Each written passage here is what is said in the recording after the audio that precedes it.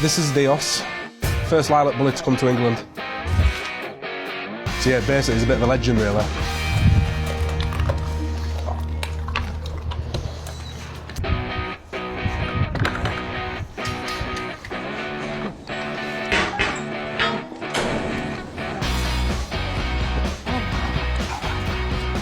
Just go get my nephew now. He's going to have a run on field with Dios, do his morning exercise. My name's Aaron Oliver. I'm the founder of Elite Bullies UK, home of the American Bully. Dios is a pocket bully, his top end pocket. We only exercise him like 10 minutes a day. No matter what you do with him, he'll still look like he's a fitness freak basically. We got Dios in 2014. His temperament's, for me, is the best temperament you could have in a dog.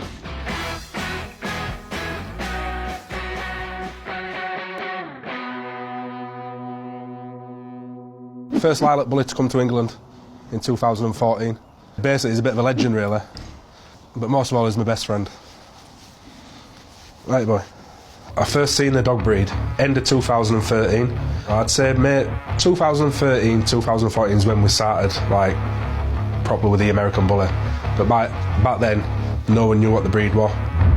So it's just grown over a number of years. The average price for American Bully is like £3,500 upwards. It's not about the money, it's about the dog.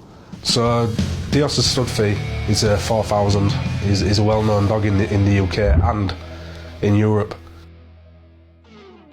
Dios is my favourite dog. When I first saw Dios, I just didn't know he'd be this big. I was surprised how big he was. To be honest, when I got Dios, I used to look at him thinking, is this dog really going to grow like that? Obviously, the more I did the research and understood the breed, and then it wasn't until like people were seeing the dog and they were like, oh, what dog is this? What are you feeding it?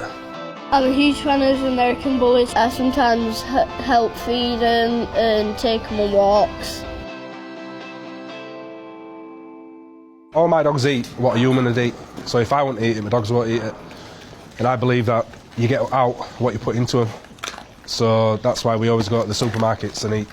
They'll have beef from the supermarkets. The only thing that they do get from the pet shop is bags of tripe, maybe once a month. That's the only thing that they get pet-wise. And obviously the dry biscuit, but all the additives like the beef, chicken, stuff like that all comes from Tesco's or Asda, just a local supermarket, or the butchers of course. I'd probably say about 80 quid a week, on a rough estimate.